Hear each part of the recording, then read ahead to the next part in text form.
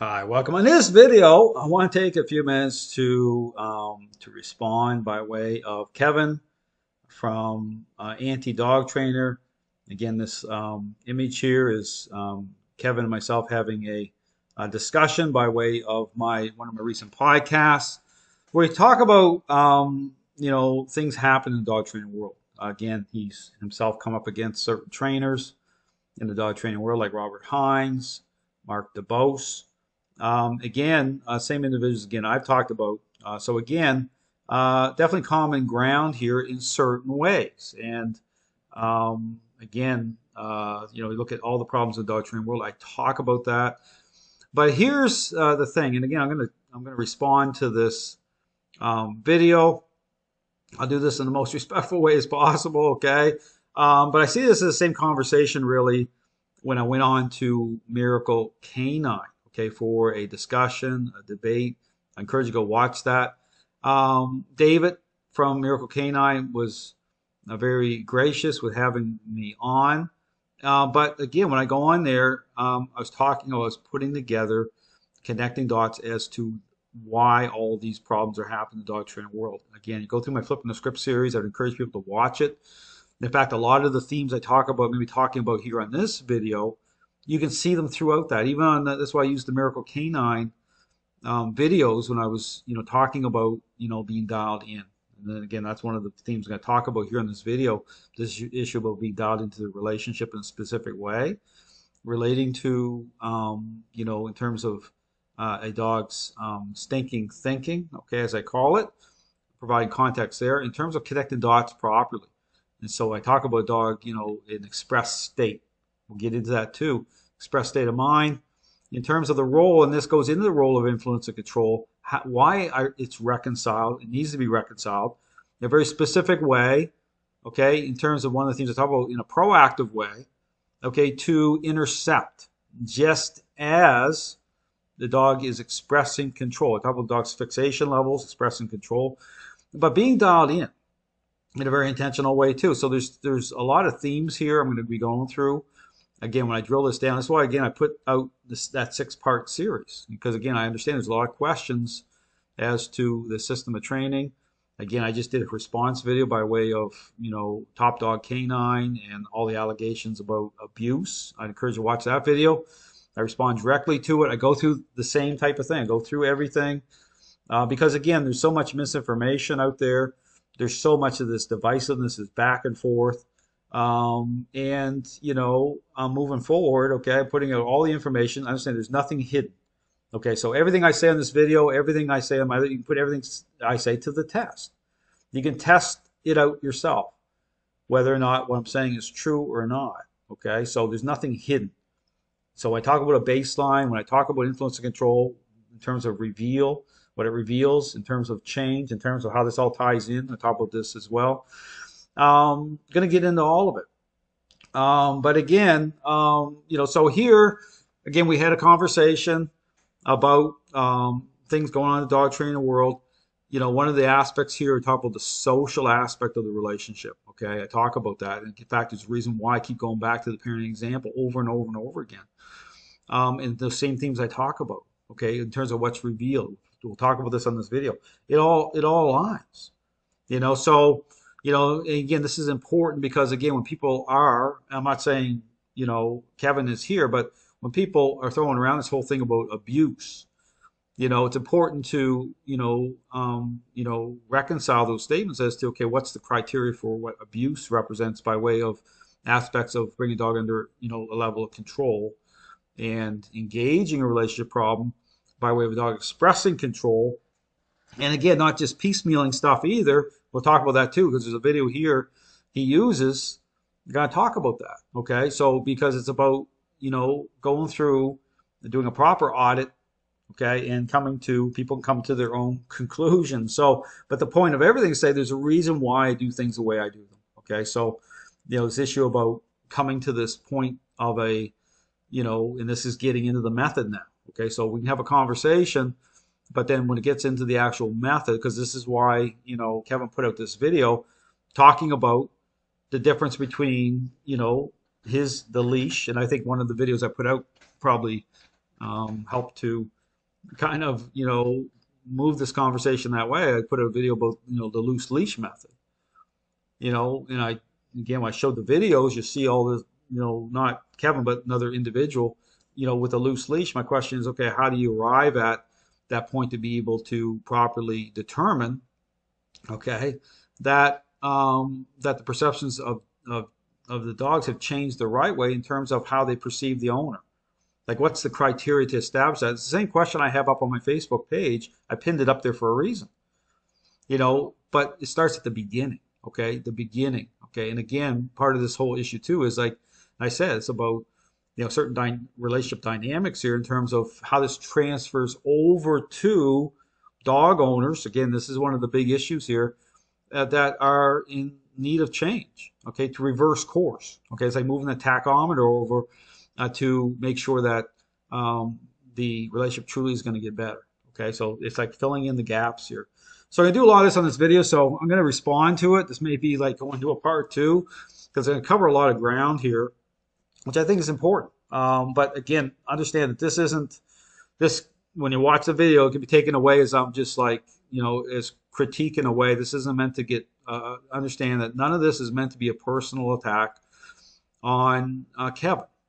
Now, when I go in the videos, a lot of trainers, I go in my Flipping Script series, take it very personal, right? Because I'm actually, talking about, okay, what is the source of the problem? I'm going into the specifics of a method. I'm talking about why it matters. I'm talking about all these, look at all these problems in the dog training world. So, I'm bringing it all together. I'm actually saying these aren't just random coincidence things that are happening. They're all symptomatic. They all point towards what I'm saying. So when you start to do your own audit and really start to make some connections here, you start to see things a little clearer, perhaps, and deeper, okay? It's not meant to be complicated, but understand I talk about depth of relationship. I talk about getting into the specifics of, dog's state of mind. Because these are themes that are totally absent, okay, with a lot of trainers out there. I'll talk about the reason why as we get into this, even with, trainer he's brought up, Brandon Fouche. Okay, we'll talk about that too. This kind of like Cesar Millan type of thing going on here. The interplay with other dogs. Okay, I'll bring that into the mix here as well. We'll talk to a lot of this. So let's play some of this video. People that are watching, like, we don't have to all agree on everything. Sure. There are people that I respect in the dog world that there are certain things I don't agree with, but they're showing their work, they get results, and so I'll stop it there, because this is something where I will disagree with, okay? I show very clearly, and people take this wherever they want, okay? This is where sparks start flying here with people, because I'm saying it's just like a conversation I had with a balanced dog trainer, years ago. We got to this point of saying, no, there is a process. It's defining the role of influence and control in a very specific way in terms of, of not just revealing, but change. So it's like I talk about a very specific conversation. Okay, we'll talk about this that's happening between the dog and owner. Intent, okay, which again, those core ingredients coming in, influence and control, in a way that reveals. Okay, I'm very specific about that. So when you get this thing about, well, and this is the problem the dog trainer will say, well, there's more than one way to train a dog. Well, the question is, well, what's that statement based on? It takes on new light when I start to talk, because it's saying, well, it's based on appearances. It's like within the framework of responses. That's why I put the question up on my Facebook page, what's the criteria these trainers are using to establish that the perceptions of dogs are changing the right way. Like, so that's when you get into this whole thing about influence and control being reconciled, coming in a very defined way through a method, through a intentional interaction-based method. Okay, so that's going to give you the right information. Okay, so the interplay of that. Okay, the back and forth of that. So again, when I'm talking about outcomes, like over and over and over and over again, I can say certain things with confidence. I can say, okay, this is it. But when you arrive there, right, it's going to fly in the face of, and this is the out part. Like trainers will say, well, there's more than one way. I don't do that, because that's the problem in the dog training world. Is like, think about it. I got all these trainers out there on both sides of the equation, balanced and force free, calling themselves dog training experts. Like, does that even make sense? And then when I talk about how they're both these groups are joined at the hip with this idea that trains a learning-based exercise, right? You start to understand, well, hold on here a second. And this gets into this issue about free will and choices. I talk about this on the other video I put out by way of Cluxton making these allegations about abuse, because that's what happens. See, if you don't define, if you don't pin it down, then what's the criteria to even label certain things as abusive? Like, think about that. Like, the whole Jeff Gellman situation is an example, illustrates that. Look, all these trainers are all piling on. I'm not saying Kevin here in that situation, but there's so many trainers that are piling onto that situation, balanced and force free. Look at it. Like wanting him arrested and put in jail over a rolled up towel. Like, right there, you should just stop there and say, hold on here a second, what the heck's going on? And so, but this goes into this thing about there's more than one way. No, there's not more than one way to train a dog. There's a very specific way, and it's about reconciling those core ingredients, influence and control, into the equation. That's why I use the parenting example. What's the parenting style that is agreed upon parenting style that all experts agree is the right parenting style, the authoritative parenting style? You know, I'm very specific. You know, if you look at the authoritative parenting style and you compare it to, okay, you know, butt it up against permissive, you start to see everything more clearly here. But again, you want to talk about the reveal. You know, I talk about certain aspects of influence and control. Look at it like it's like parental influence. You know, how's parental influence established, right? In terms of that parenting style, the themes I talk about. But even what's revealed through a demand. You know, selfish child. When's the attitude of the child revealed? Right? When the child's put under a specific demand versus here's $100. Right? But it's important about the starting point, that the aspect is just like a parent gathering up information saying, okay, I'm dealing with a child that is become very selfish. Well, you're getting information from where exactly? Okay, from the school, from how they're getting along with their peers, right? All that information, you're gathering it all together. But then that point of that, what defines moving forward from that point, okay, what defines change? What defines the process, the parental role? You know, engaging that. So yeah, I'm very specific as to the reasons for that and why. Because then if you don't do that, it leaves up in the air, right? This is the problem in the dog training world. It's like, oh, results. Well, what does results mean? You know, because it goes back to that question. When say Kevin's saying, well, they get results. Well, what does that mean? What's a criteria to establish, you know, the perception of dogs changing? You know, how much control and what level is that individual dog holding? How do you determine that? What's your criteria to determine that?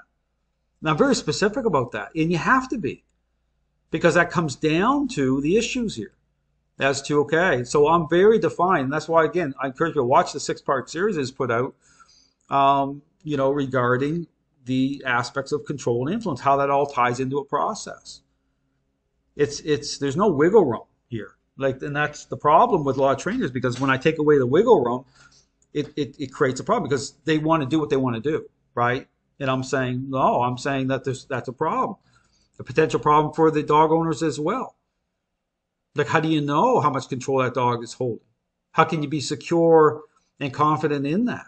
There's only one way. Okay, I make that very clear. And they're doing it.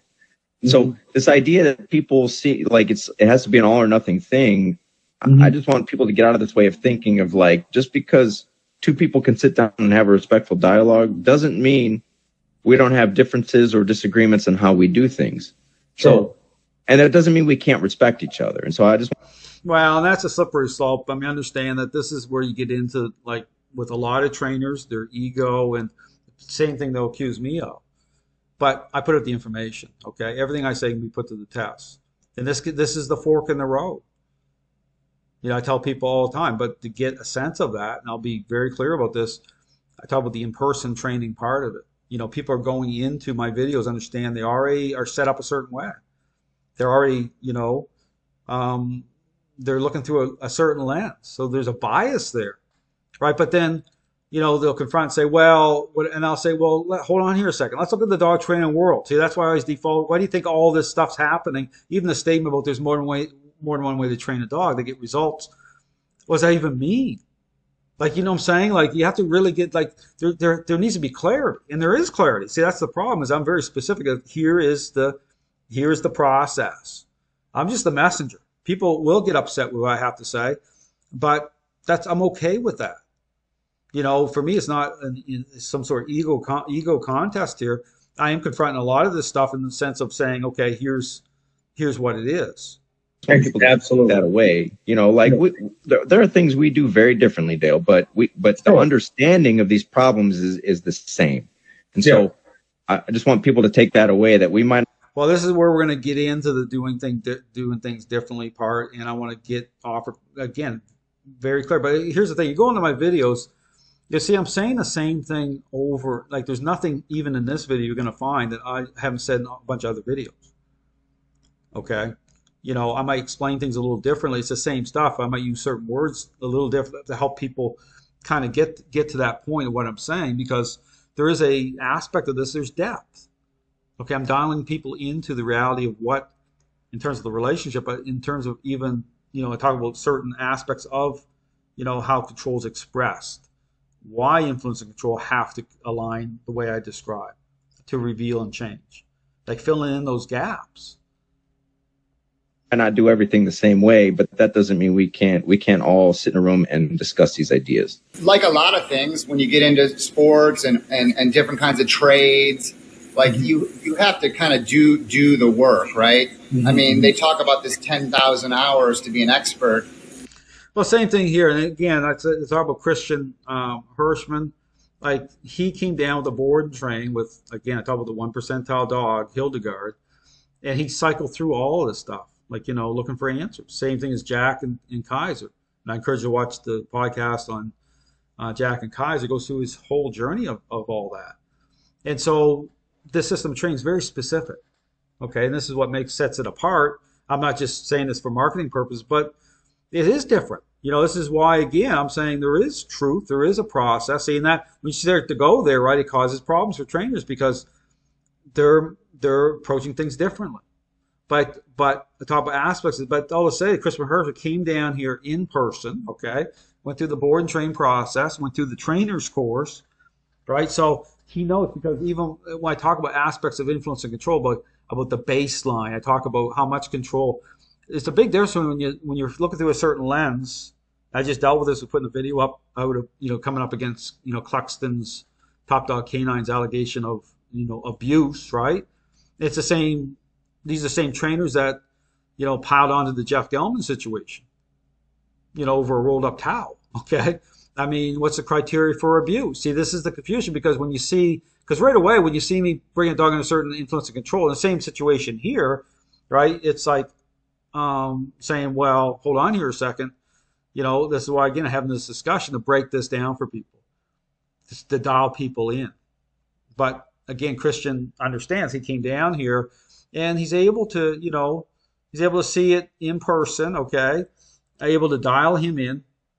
And that's important, because you watch my videos and you already have a certain way of thinking. And, you're making people make claims about change and results.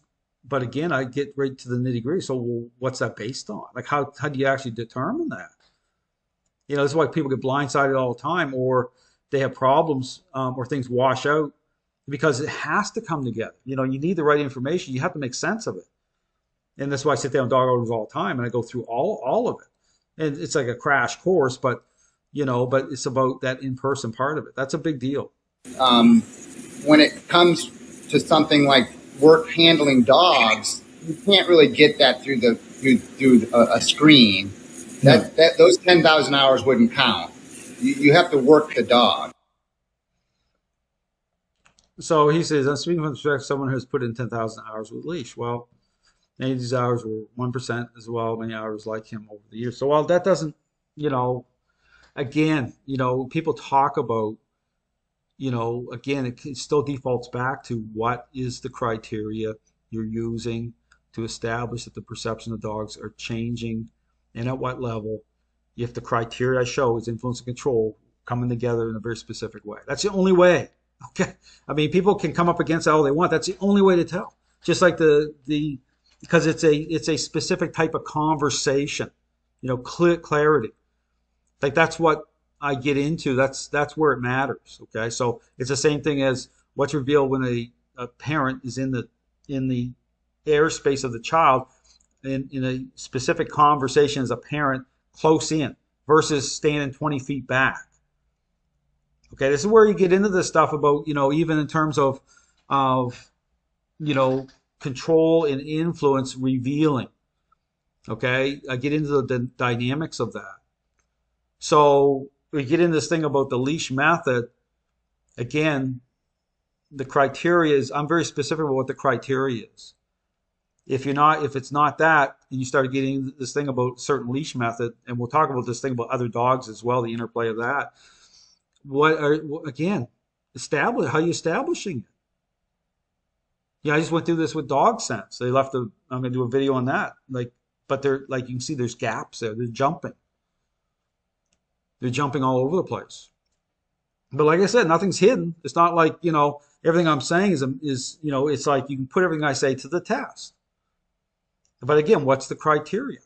See, and because that goes into this thing, why a statement from Kevin's made like other people get results. Well, come on now. Like Zach George will say that. All these trainers get away with saying all these things for a reason. But see, when you start to pin this down to say, well, here it is, it's like a moth to the flame, right? Because if I say, hey, here it is, explain it. Like, and I show my work. It's not like I don't show. I show it all. The board and trains, I show the service dog training. I show it in a very real way with those core ingredients. I talk through everything. So I just don't talk about it. I show the work.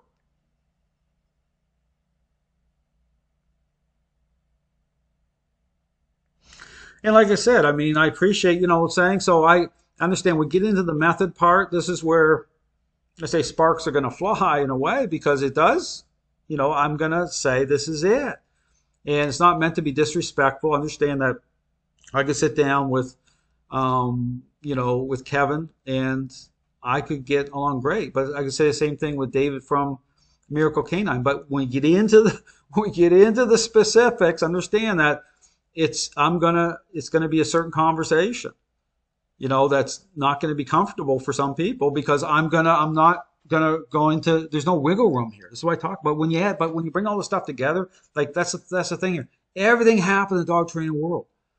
And see, that's the problem here. Some people they'll talk about one thing, but they don't want to bring everything else into it. Like if the conversation I had with Miracle Canine, go watch it. And a lot of the comments there, people didn't like it. Right, but I didn't bypass it. I'm saying, okay, the Gelman situation, this situation, Ivan, all these, I went through all of it. This isn't, my first rodeo, but it just shows that, it's like they don't want to connect the dots, because with the connect the dots, I talk about being dialed into their relationship a certain way in the dog's state of mind. Well, that's all part of it. The other thing I'd like to say when it comes to the method, and specifically with the leash and the baseline, is like, for example, I've been really following Kevin at Anti-Dog Trainer, and you had him on not too long ago. Mm-hmm.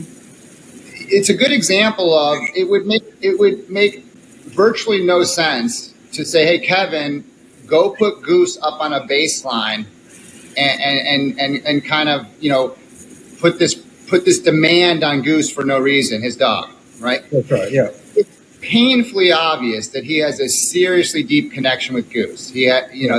Goose is following Kevin, period. Yeah, so, but I talk about the dynamics, all that stuff too. I talk about like Ivan Belanoff situation and these trainers going forward, myself included.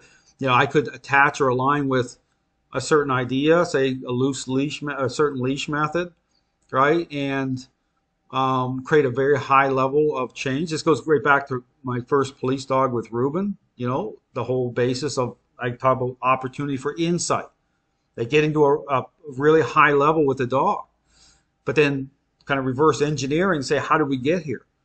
And then how's that translate in or transfer over to a process and to other people? See, these are the dynamics you have to get into to establish why it matters in terms of those core ingredients coming in the way that I described. There's certain dynamics here, but even the dynamic of the human dynamic of the person, the totality of the relationship. Okay, again, it's relationship, influence, and control. They're just part of your daily interactions with the dog. And then you take into account of that the individual social need of that particular dog. Is it the 1% dog? Perhaps. But even if you achieve that high result, it's still, does it affirm a certain leash method automatically? No, it doesn't. Okay, I mean, just think about what I'm saying. Just like Ivan, does it affirm his play-based method? No, it doesn't. Doesn't mean he has the answers as to what the real problem is in the dog trained world, or what defines a process. In terms of, again, I talk about in terms of change itself. It's really about changing people. Okay, understand that I talk about influence and control, moving people into a different parenting style, but those core ingredients, being intentional, how they're reconciled. There's no other way to do it except through a interaction-based method that speaks the right language, that reconciles the integrity of that brings those core ingredients in a very specific way to reveal, even to assess a dog. So he's right here saying, no, you don't have to have a baseline based on where he's currently at, because we can have a conversation about, okay, how did you get there? But you still have to default back to, when I'm going into a relationship problem, what's my default setting? It's the way I describe it, okay? But a dog understanding intent. That's the proper assessment. But that's also going to be my agent of change throughout the process to get to that point. But see, here's the problem. There's a lot of trainers have these dogs, and yeah, they've achieved a very high level. That doesn't mean that you can make a statement or affirm what you're doing as, because again, the default for the same question. Why is it that individuals are failing within the exact same systems of training, using the exact same devices, and dogs are getting blamed? Like, why is that a common theme or pattern throughout? And then even for, say, the specific dogs through a certain leash method, again, it's the same thing. I go back to how do you determine the level through, the perceptions changing of that dog? What's the criteria to establish that? Like, it has to be defined. Like, there is a specific test. Okay, there's a specific. I talk about the litmus test. The end. So So you don't need to run over to Dale and say, "Hey, Dale, I need help." So he said you should be able to repeat your results from dog to dog, which but again, it doesn't adhere to what I'm saying, right? I mean, what's any trainer basing that on? I mean, people can say whatever they want, but I'm telling you, because you watch my videos, I talk about that constantly. You'll see my jumping in points the same, throughout, right? But you'll see the same process. It's defined in a very specific way for a very specific reason. Kevin doesn't need help. Kevin's relationship is solid. But here's the problem, Christian. But here's the problem. And I mentioned that's part of the issue here. I talk about like Ivan Belanoff being the example. There's certain dynamics there where, like, and that's kind of the tricky thing here. Yeah. Is like you could have it's like Ivan Belanoff, a dog of high level, but the problem here is that he brings a dog in, and that's why my loose leash kind of example. I put that video up.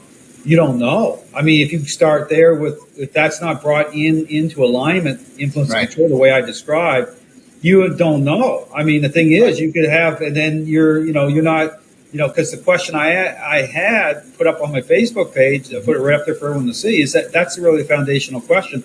What is the criteria these trainers are using to establish that the perception of these dogs are changing the way they think they are within the framework of response?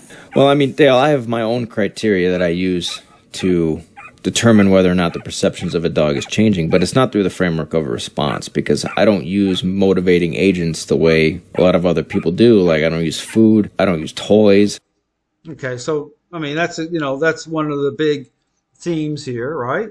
Is because if you're doing that, right, any trainer's doing that, you're setting in motion, potentially, and a high risk of it is a counterfeit picture within the framework of response, because it goes back to the same thing about, once a relationship problem is underway at that point of the relationship, why I talk about training being a intervention, okay, versus a learning-based exercise.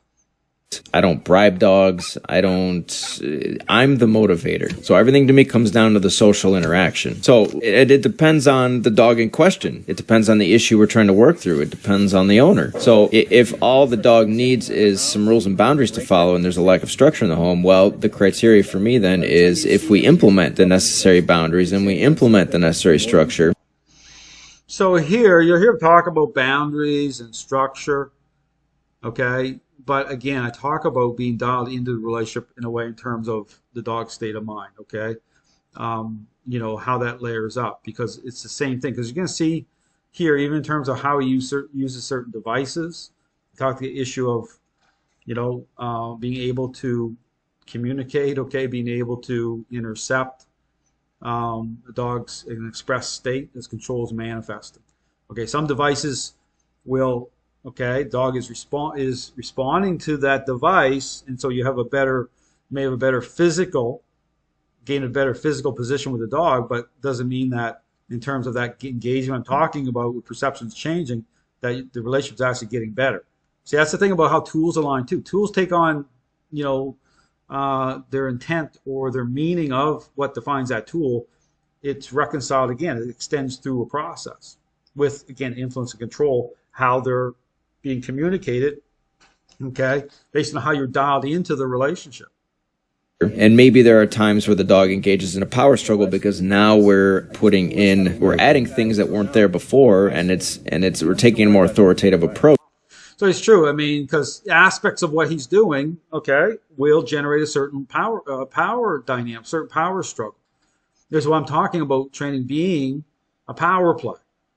Okay, so there's aspects of other trainers. The dog daddy, he'll power play it.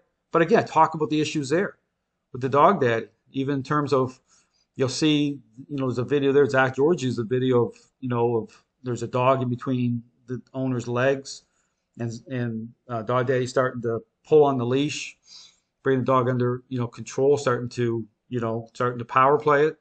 And the dog defecates. The dog goes into high stress. Right, because that owner's there, the owner's left in a passive role. The owner should be needs to be the one engaging. Okay, it creates that type of dynamic. Approach. It then comes down to, will the owner do what's necessary to win those power struggles, to take control from the dog back into your own hands? So even here, I talk about, and this is one of the things I want to get into here for a moment. I talk about this issue about movement. Okay, about a dog will be better, right? Moving forward. Think of it like a type of conversation you're having. So movement itself, I had a guy over in the UK, he sent me some videos, and he was like wanting to train his dog in terms of gun dog training. And he sent me a video, and I still have the videos. I haven't posted them just for privacy reasons, but he'll say, Dale, I don't understand. My dog is like, as I'm moving, the dog will do a great sit, a great down, a great, it looks fantastic, but I'm having all these other issues happening in the relationship. The dog doesn't have good focus. I want to achieve a certain result with that dog. And I said, okay, send me the video. I want to see it. Okay. So he sends me the video, and from appearances, right? He's moving, but he's moving really fast. He's walking with this dog, moving really fast. Then his dog goes into a really fast sit, down. He's moving. And I'm like, okay, I know exactly what's happening here. And so I'm like, okay, I told him, I said, I want you to send me a video. This time you're going to slow it down. Okay, you're going to you'll see me do the one-step method. Okay, you do the one-step method, and so bring it into a different type of conversation with the dog. Okay, intent. Okay, influence and control, happening. Okay, different, it's like here versus like having conversation 20 feet apart, versus in close and personal, right? Brings it into a power play level. In a way, it's going to generate, more change. I advocate the one-step method as a big, kind of conversation, intentional conversation you need to have with your dog through the one-step method, because it's going to generate change. But I will say, when you sent me the video with my thing about, okay, you slow it down now. Now you need to touch the dog. Okay, you need to bring the dog under control. The dog goes into a sit. You need to push a little bit. You need to express control over the dog. But the dog went crazy. It was a mess. It wasn't like the dog didn't understand intent, okay? But it was about who's in control, okay? Understand that this whole thing comes down to, right, understanding these type of dynamics where you're moving faster, the dog will seem better. Don't get me wrong, there's a time and place to move faster. You can't just do the one-step method throughout everything. I get into the actual methodology of everything, but you need to weave it together, okay? It's like it's like having a child. There's certain conversations that are a certain kind of interpersonal parent type of conversation, and there's ones that are different. But the point is, though, when you're experiencing a relationship problem with the dog, I'll engage that one-step method is a big theme, right? Because it's going to be different. Dog knows right away. Dog will go into a higher level of challenge, right? From you going to a one-step method, right? So here, the whole flow of things too, like moving forward, we're talking about that movement and all those things. That loose leash. So you could be moving faster with a loose leash. And again, the same criteria. How do you test it? You slow it down, do the one-step method. It brings those core ingredients in a very specific way, which is going to test it. Okay, I understand these dynamics very well here. And people try, and then you try to make sense of it. Okay, what you're doing unreasonable? Does the dog not understand? Again, and all that stuff. I'm not using commands for a reason. As soon as you say sit, you've already signed a contract, a social contract with the dog. I do A and B, I get C. Okay, he needs to take it to that level of control, intent. In fact, I had a dog owner come in quite a long time ago now. In fact, the video is up on my YouTube channel. You can watch it. And same thing. She comes in with a service dog, which I hadn't trained. And she said, Dale, I don't understand what's going on here. The dog will do like a great sit, a great down, but everything else is a mess. And I'm like, well, okay, show me. And she has a dog right beside her on a leash. And the dog is doing a sit, doing a down, but like really fast. I said, okay. You think that looks good? Oh yeah, Dale, that's fantastic. I mean, I just don't understand. The sits and the down, the dog's going. I said, now I want you to bring the dog under some intentional control. Not battery. It was just like, I want you to touch the dog and assert control on the dog, which, kind of guiding the dog, putting the dog into a down. As soon as she touched that dog went crazy. That dog went up in the air, went into high challenge. She goes, I don't understand what just happened. So I'll tell you what happened. The other dog's moving faster, hoping you don't touch it. Like, think about what I'm saying, right? And then she was able to connect the dots to everything else. Got her to a really good place, with her dog very quickly. Because that's it. And you can see that video on my channel. I mean, I show that. Because you have to understand intent here in terms of the aspects of the role of, okay, that dynamic of influence and control, how that plays into your role, into a process, into responses. Okay, so these dogs are moving around, but it's not just about responses that way. Influence and control. Okay, they have to be part of the package. The criteria should be, is the dog showing respect to the rules consistently? Is the dog respecting the boundaries consistently? Is the dog adhering? So same thing here. Like, if this is happening, the same thing. I'd say, okay, the device is on the dog. They're flowing along and moving, but I'd break it down. Okay, I want to see the one step. Okay, I'm going to slow it down because that's the thing, because that's helpful. Right? If you have a problem, don't you want to see, right, that, certain dynamics, certain interplays? Adhering to my leadership direction and guidance consistently? Is the dog challenging me? Is the dog engaging in power struggles? Is the dog trying to make demands of me? And so right here it's the same thing. You'll see this. We'll talk about this, this whole thing with Brandon Fouche. You'll see, I'll bring it up here in a sec. So here you see this aspect of just letting things free flow in with other dogs. We'll talk about why that can be problematic, okay? This issue about, talk about free will of the dog once a relationship problem is underway. You want to test it first. That could be, certain interaction could be perfectly fine, but how do you know, okay, in terms of the perceptions of a dog, whether they're aligned properly, defined properly? The only way to tell is, again, this is why I talk about the baseline. I talk about intentional control setting up in such a way where is the dog trying to push through that? And that's the test. There's a dog coming into agreement. The dog relaxed. See, I'll be going sideways. You see me do the push and pull. And then is a dog, that's the thing. That's the criteria.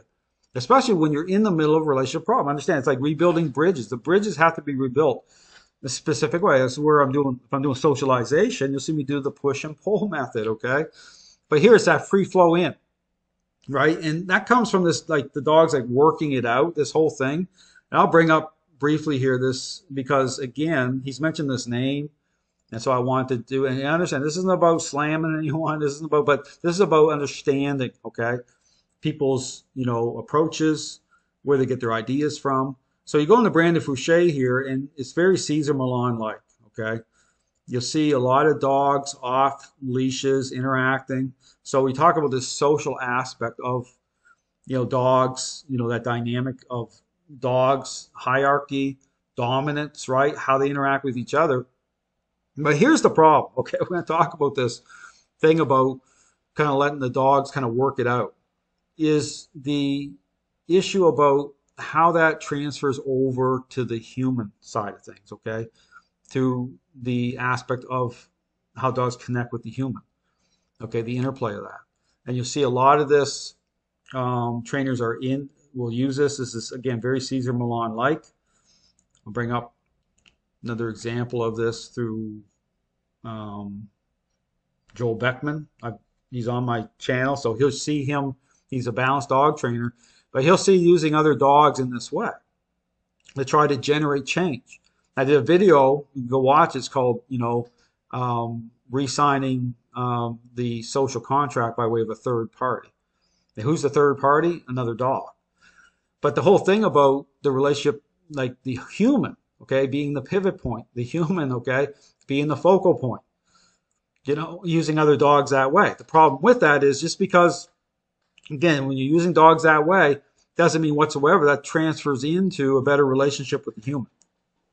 Okay, understand that. It's like, it's very intentional. You have to re-sign the contract directly between the human and dog. Okay, so a lot of these trainers will use dogs as a way to try to establish change with the dog owner. But again, that's a major problem, because just because you put a dog into a pack and the dog comes into alignment with other dogs, doesn't mean that's going to transfer over to the human side of things at all, because the human needs to be the focus. I'll play just a portion of this. Launched at, and then use treats to fix the behavior. That is silliness. That is weakness. That is why dogs are being put down and biting children in society. So again, same thing, very Cesar Millan, like you hear Beckman talking about treats and dogs being put down.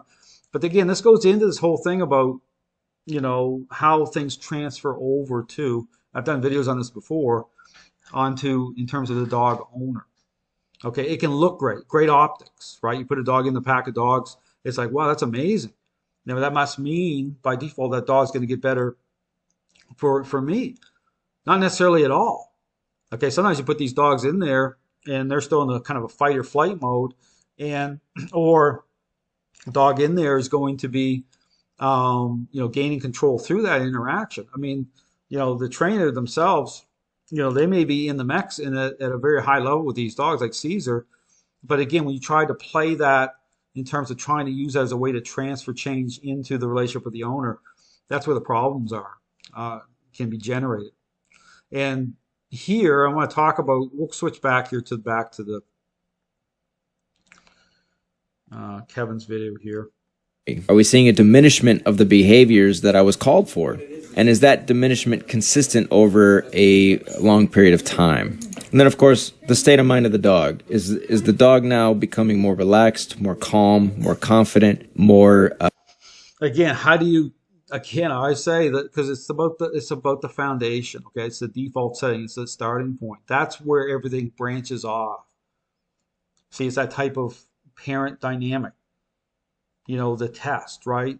The parents, in the child's airspace. There's the test about revealing the child's attitude. But the problem is if the starting point isn't right, okay, in a very specific way, again, how are you basing that off? Because again, I talk about aspects of control.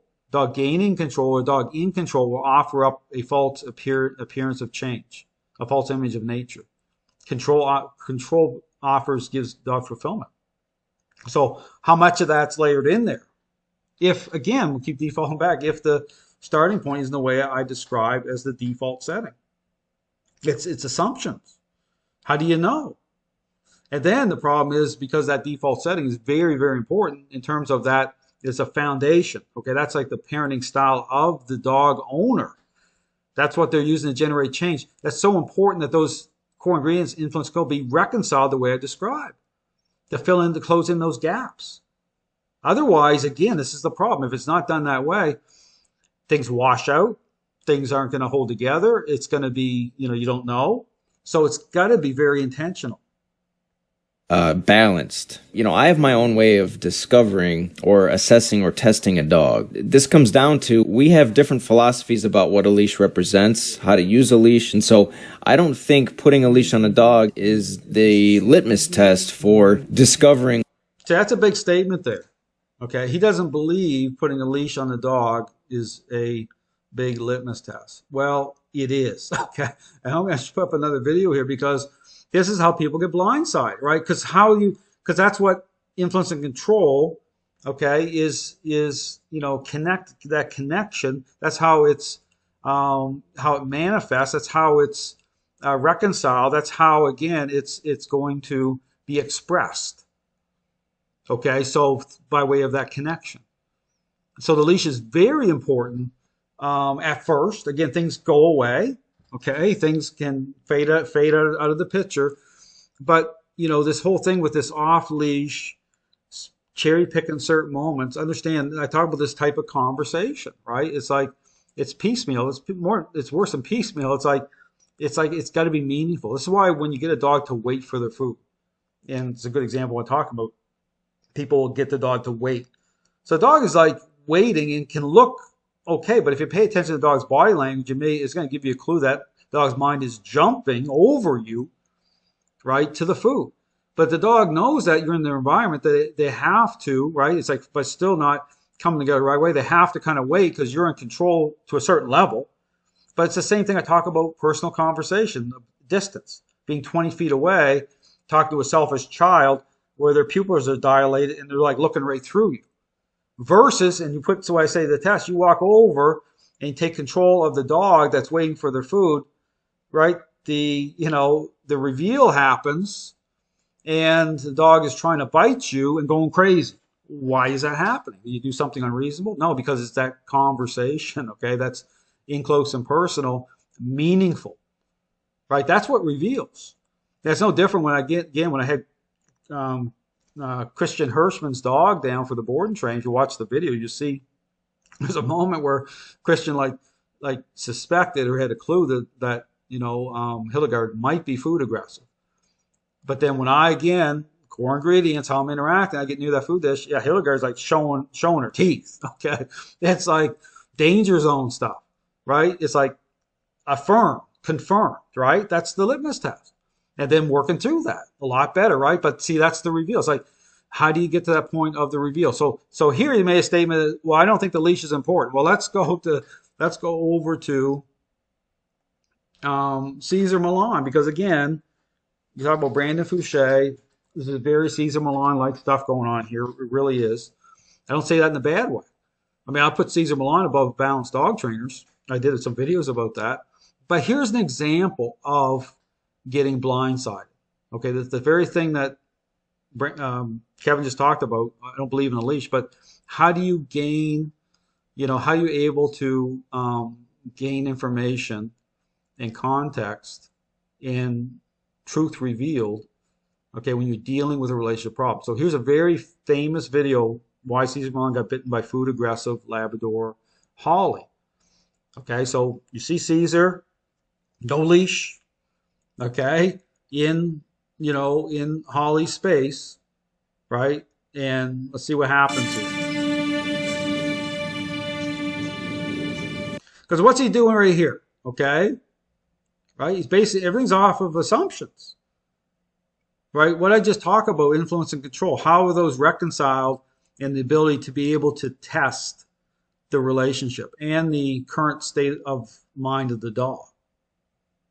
Connection, leash, no leash here, right? And this is where people with some dogs you'll get blindsided. Like Caesar's about to get blindsided here, right? So, and the owner stepping back here, right? We talk about working directly through the owner. So I did a whole video on this. Go watch it, talking about the breakdown. The same thing I'm talking about right here. See, that's unsure. That's not submission. Okay, good girl. So dogs engaging, and said this is about control. Like in these food issues, right? Because here it's the same thing, like getting the dog to wait for the food, right? So here he's letting the dog, again, because this is a contaminated mess, right? Because everything becomes contaminated through control. food issues, and you'll assume that, well, it might be okay, might not, I don't know. Well, how do you know? How do you determine that? What's your criteria to determine whether it's as bad as what it really is? Right? It's through, right, influence and control, bringing a dog under a level of intentional control and influence. Then that sets up that contrast. Okay, that's going to give you the right information. It's not happening here.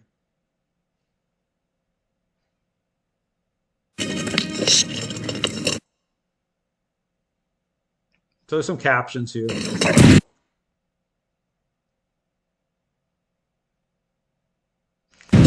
the same thing here. So I talk about, once things get rolling, right? Once you get into it, because this is how quickly things can happen. And then what do you do, right? Because, you don't have control over the dog. You're not able to, again, the reveal isn't going to happen. Because here's the thing. If you have the dog on the leash, okay, trust me, cards get exposed. Dog's gonna give you information. They're gonna expose the intent of that dog. That level of fixation is gonna be exposed. Even stepping back, watch my videos I've done on food aggression. You'll see how I'm doing this. You'll see that level of investment. Okay, that will be because the dog will go into desperation mode because the control you bring on the dog in an intentional way reveals that truth, right? And then allows you not to get blindsided, so you can start to do what exactly? You can start to intercept that state of mind, that unhealthy state of mind. And it's not about the dog knowing that you can't eat the food, right? It's about, being reconciled by way of relationship with how a dog is eating the food, okay? Here, you see this setup here. This is like, it happens so fast, but now what do you do?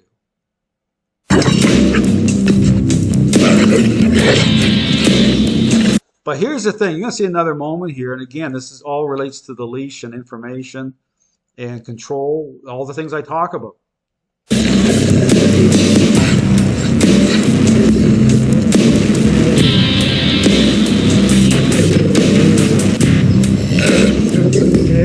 The dog goes into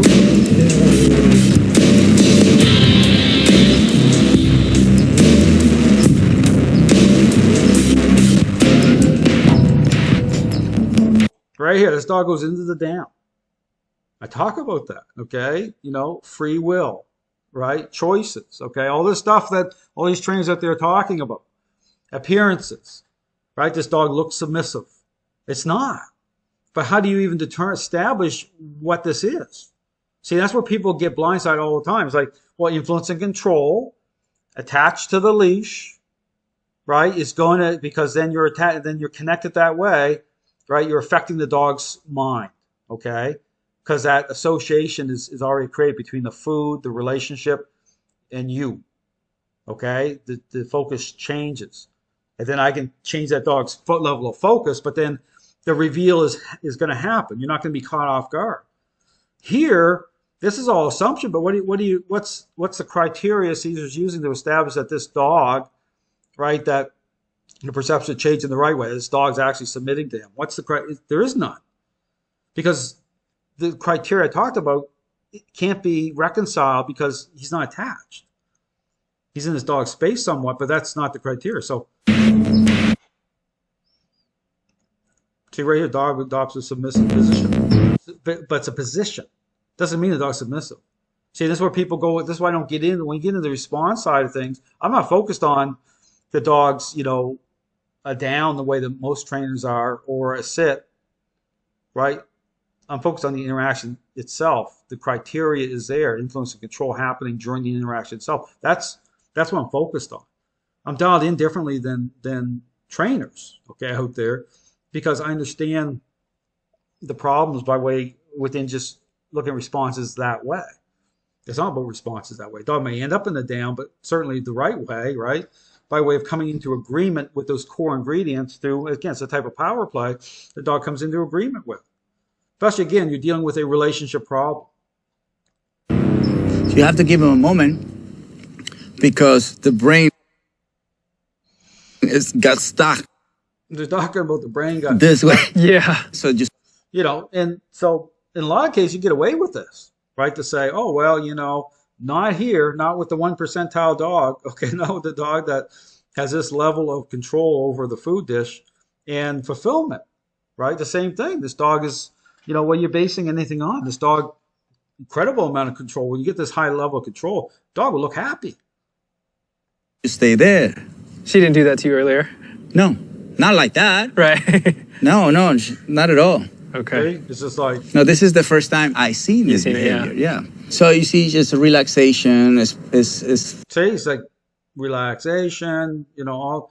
But again, he's not connected. Okay. I talk about the leash being a main, it's a central tool to reveal. Okay, but it's not just an anchor point. Okay, it's like control, influence, how those core ingredients are happening, being communicated through the leash.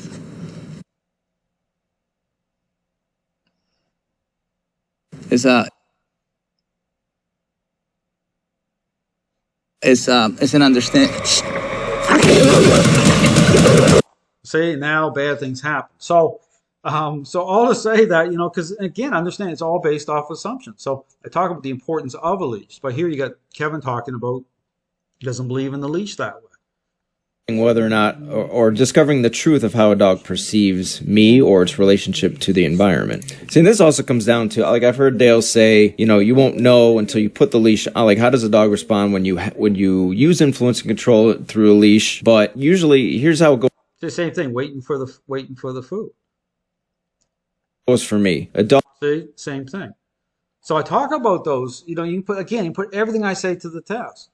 You get your hands on the dog, right? And, intent, meaningful, the type of, again, conversation. Think about it as a type of conversation. Dog understands intent, meaningful conversation. Okay. Those things have to be reconciled. Dog will, so yeah, dogs that aren't agreeable to the leash, when you take the leash off. See, he's doing it right here. Or they'll try to fight to get off the leash, and then they're taking. The dog will say, hey, I'll do it down to get to what I own. Okay, I mean, there's a level of that, right? You has to be reconciled. You got to get a hold of the dog. Okay, you got to be hands on. I don't mean that in any sort of abusive way at all. That's the test. Taken off and they're running away, or they'll play this little game. Because that's the thing. Say, hey, yeah, he still has a level of control here, but I still own it. See, that's the thing about truly resolving things. Okay, the interplay of that Game of fuck you. So I want to jump it ahead here. He goes on. But I want to get to a point here of the video because I know I'm already going in here almost an hour. Yeah, I don't want to do a part 2. Okay. But there's a moment here where he shows a video here. He talks about influence and control based on his perceptions of it. But I want to show a video here where he shows me working with the dog because this is a good example of, again, not being dialed in, how he's framing this up. Direct people's behavior or the course of events. The definition of control is the exact same as one of the definitions of power. The definition of influence isn't that far off. Now, when we're talking about dominance, you cannot have dominance without power and influence. Because right here, okay, I'm dialed in. I'm actually intercepting this dog's state of mind. Okay, this dog is highly reactive, investing. So I have that baseline I talk about. But that allows me to talk about the test of the dog again, intent. Okay, the dog trying to push through it. To invest fixation levels, right? The dog, that baseline, okay, offers context. Okay, it's the reveal. It's also provide context as to how much that dog's trying to push through. And so what I'm working off of there is as the dog's trying to push through, I'm increasing to a level that breaks that connection. And then when that connection is broken, it's like a little mini earthquake, then it drops down ever so slightly. So the dog gives, I give. The baseline still stays there to a certain level, but the dog comes into agreement with it. Okay. Influence. The power and the influence leads to the control. So I'm not here to, this obviously isn't a personal thing with Dale, and I'm not here to throw rocks at Dale or his methodology or anything like that. I'm simply here to share my philosophy on using a leash and how I use a leash to work through behavioral issues and how what the leash represents to me, because the goal for me is to be able to remove the. So right here. So talking about the leash method, go back here to.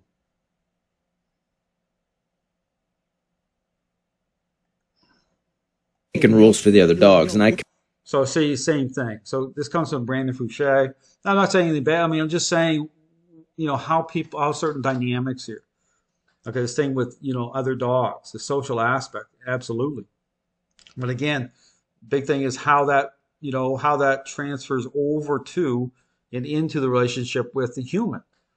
And there's all, so there's all sorts of aspects here. Again, I'm touching on the main themes here to go through it.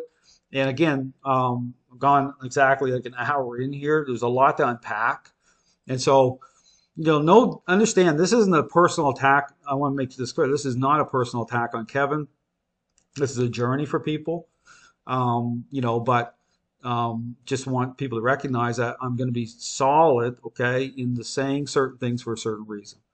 And everything I say, you put to the test. That's why there's so much confusion in the dog training world. You see all these labels of abuse being thrown around. What's the criteria for that?